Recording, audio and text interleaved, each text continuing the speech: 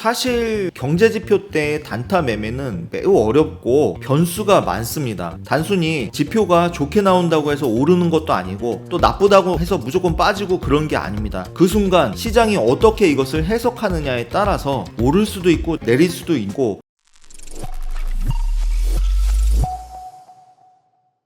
네, 오늘은 CPI나 PPI, PCE 등 그런 경제지표가 굉장히 많잖아요. 그런 경제지표가 발표하는 날 할 수 있는 단타 매매에 대해서 좀 얘기를 나눠볼까 합니다. 또 이런 경제지표가 있는 날 아니면 그 경제지표 발표 전후로 시장은 일반적으로 어떤 흐름을 보이나요? 일반적으로 중요한 경제지표를 앞두고 있을 때 시장이 좀 변동폭을 줄이고 위아래 일정한 폭 안에서 수렴을 하면서 박스권 횡보를 하는 경우가 많고요.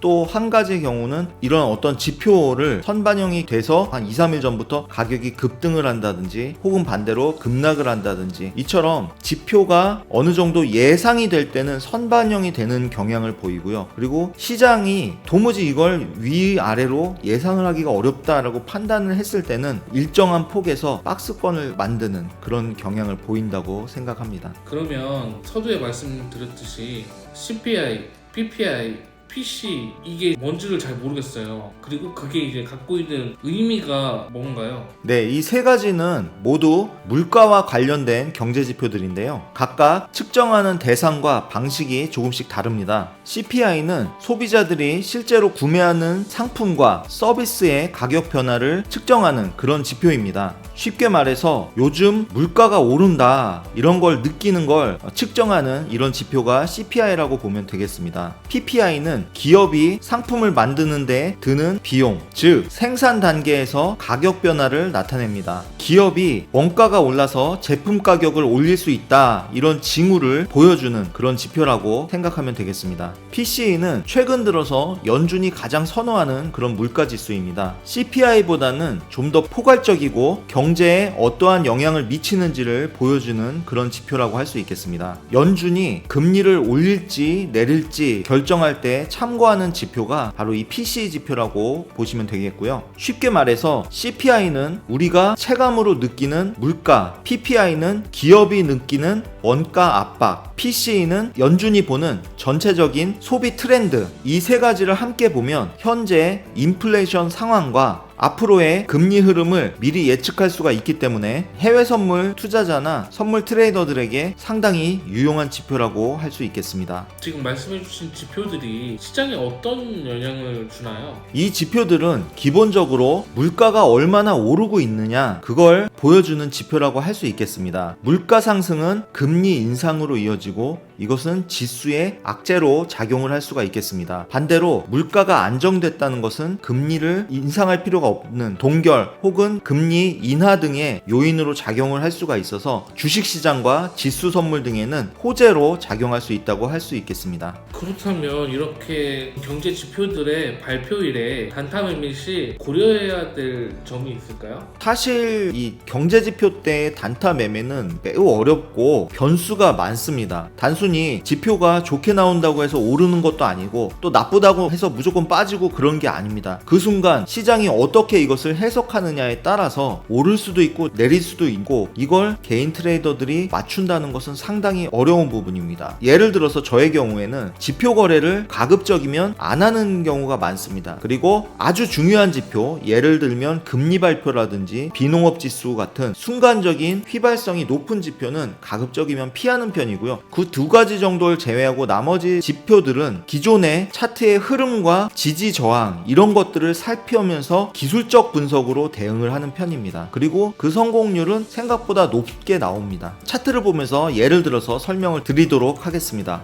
가령 해당 차트처럼 지표 발표 시간에 발표하자마자 순간적으로 이렇게 급등하는 이런 흐름을 만들 때가 많이 있는데, 이것을 사실 지표가 발표되면서 급등하는데 따라붙기는 굉장히 어렵습니다. 미리 들어가든가 아니면 이후에 대응하든가 이 전략을 해야 되는데, 지표의 결과를 예상을 하고 미리 들어가야 할 경우에는 이전 차트를 살핍니다. 그 이전 차트를 살폈더니 쌍바닥 패턴, 이중바닥 패턴이 만들어지고 있고요. 저점이 높아지고 쌍바닥을 만들고 있으니 이 지표를 시작으로 가격이 상승할 수 있겠구나 라고 예상을 하고 미리 지표 발표 바로 직전에 매수를 진입하고 손절을 이 아래에다가 잡아주는 이런 방식으로 대응을 할 수가 있겠고요. 만약에 이게 성공한다면 굉장히 큰 보상이 따랐겠죠. 그리고 두 번째 방법으로는 이렇게 진입하는 게 사실 좀 겁나기도 하고 너무 어렵다라고 생각될 때는 오히려 이 지표 발표 이후에 눌림목을 노리는 전략입니다. 지표 발표가 되고 급등이 만들어진 이후에 다음 한 3, 4분 정도의 눌림을 확인하면서 점점 가격이 저점을 높이면서 여기서 지지를 받는 것 같다라고 판단이 될 때, 그럼 손절매 기준이 확실히 나오니까 이 아래다가 손절을 잡고 여기서 매수해서 추가 진행 파동을 노린 이런 전략도 구사해 볼 수가 있겠습니다. 그럼 저렇게 이제 발표 직후에 변동성이 굉장히 높은데 그런 장에서는 어떤 단타 전략이 유효한가요? 이건 제가 실제로 예전에 잠깐 사용했던 방법이에요. 모든 경제지표에 이 방법을 쓸 수 있는 건 아니고 변동폭이 커야 됩니다. 순간적인 변동폭이 크게 나와야만 먹을 게 있어요. 차트를 보면서 설명을 드리겠습니다. 가령 금리 발표가 있다고 가정을 하겠습니다. 이 상황에 금리 발표 바로 직전 10초 전에 저는 주문을 들어갑니다. 그런데 예약 주문으로 들어가요. 만약에 금리 발표가 요번에 급등을 할 것 같다 라고 생각하면 몇 포인트라고 정확히 말씀은 드릴 수 없지만 일정 포인트 위쪽에다가 예약 매수를 잡아둡니다. 예약 매수를 잡아두고 추적 손절매를 걸어둡니다. 그리고 실제로 지표 발표가 돼서 위로 쫙 올라가게 되면 뭐 조금 밀려서 슬리피지 체결이 되더라도 한 요런 데서 체결이 된단 말이에요. 슬리피지 현상이 뭐냐면은 100이란 가격에다가 예약 매수를 했는데 급등을 하면서 실제 체결이 100에서 되는 게 아니라 105, 110 불리한 가격에 밀리면서 체결이 되는 것을 슬리피지 현상이라고 합니다. 그러면서 추적 손절매가 작동을 하면서 쫙 손절매 가격이 따라 올라갑니다. 그래서 위에까지 올라갔다가 얘가 다시 빠질 때 손절매가 체결이 되면서 한 이 정도의 수익을 얻을 수 있습니다. 그러니까 올라갈 것 같다 생각하면 미리 그거보다 조금 더 위 가격에다가 예약 매수를 하게 되고, 반대로 내려갈 것 같다라고 예상이 되면 좀 더 아래 가격에다가 예약 매도를 하게 되고 추적 손절매를 짧게 걸어둬서 순간적으로 급등을 할 때 이익 청산이 되는 그런 매매법이 되겠습니다. 그렇다면 프로님은 경제지표 발표 날에는 기술적 분석이 유효하다고 보시나요? 70% 정도는 맞다고 생각을 합니다. 근데 완벽하지가 않기 때문에 사실 제가 초반에도 말씀드렸듯이 저는 금리 발표라든지 비농업 지수라든지 이렇게 지표 한 개 발표로 한순간에 판을 바꿀 수 있는 이런 지표 때는 거래를 하지 않는 편입니다. 단타에 익숙하지 않은 투자자도 경제지표 발표일에 매매를 해도 될까요?